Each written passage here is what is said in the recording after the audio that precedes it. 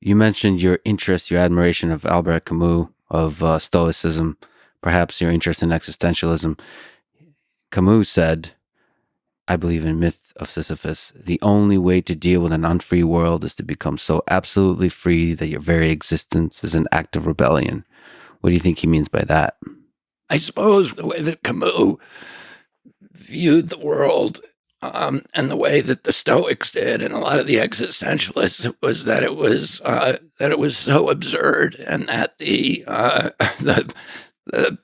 problems and the tasks that we're given just to live a life are so insurmountable that the only way that we can kind of get back at the gods for giving us this, uh, impossible task of living life was to embrace it and to enjoy it and to do our best at it. I mean, to me, I read Camus, and particularly in the Myth of Sisyphus, as as a parable that, and it's the same lesson that I think he writes about in The Plague, where we're all given these insurmountable tasks in our lives, but that by doing our duty, by being of service to others, we can bring meaning to a meaningless chaos, and we can bring order to the universe. And Sisyphus was kind of the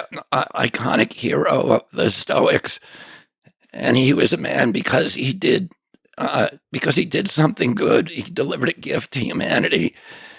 He angered the gods, and they condemned him to push a rock up the hill every day, and then it would roll down. When he got to the top, it would roll down, and he'd spend the night going back down the hill to collect it, and then rolling it back up the hill again. And the task was absurd. It was insurmountable. He could never win. But the last line of that book is one of the great lines, which is something to the extent that, I can picture Sisyphus smiling, because Camus' belief was that even though his task was insurmountable, that he was a happy man. And he was a happy man because he put his shoulder to the stone. He took his duty. He embraced the task and the absurdity of life, and he pushed the stone up the hill. And that if we do that, and if we find ways of being of service to others, that is the ultimate. That's the key to the lock. That's the solution to the puzzle. Each individual person in that way can rebel against absurdity by discovering meaning to this whole messy thing. And we can bring meaning not only to our own lives, but we can bring meaning to the universe as well. We can bring some kind of order to life.